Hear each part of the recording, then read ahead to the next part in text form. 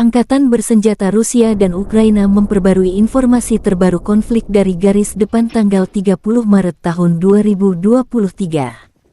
Juru bicara Kementerian Pertahanan Rusia Letnan Jenderal Igor Konasenkov menyebut terjadi kontak senjata di sejumlah wilayah.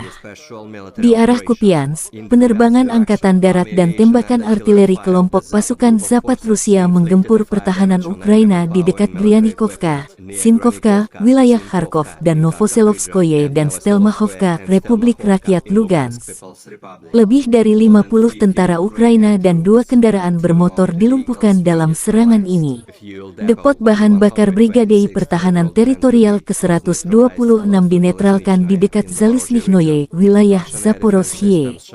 Sistem pertahanan udara Rusia menembak jatuh 1 helikopter Mi-8 Angkatan Udara Ukraina di dekat Temirovka, wilayah Zaporozhye.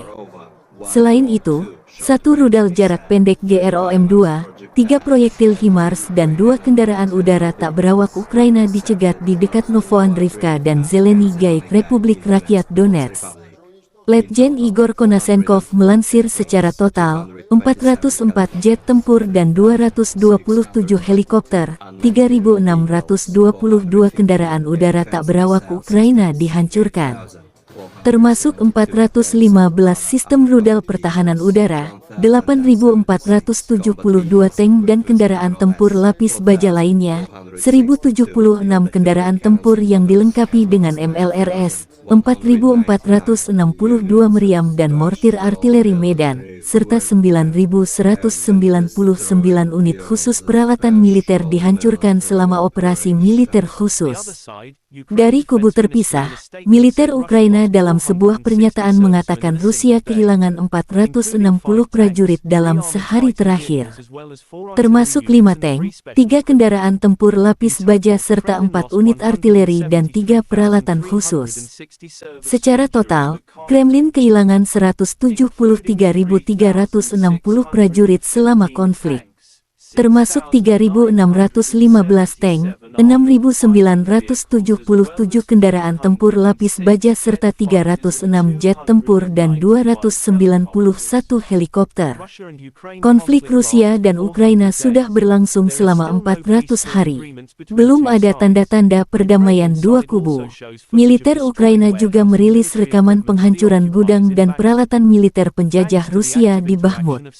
Berkat interaksi aktif pengintai Brigade Mekanik terpisah ke-30 dan pasukan artileri dari Brigade ke-26 dan ke-45, gudang dan peralatan militer Rusia dihancurkan dengan 1 tembakan, kata Staf Umum Angkatan Bersenjata Ukraina dalam pernyataan resmi hari ini.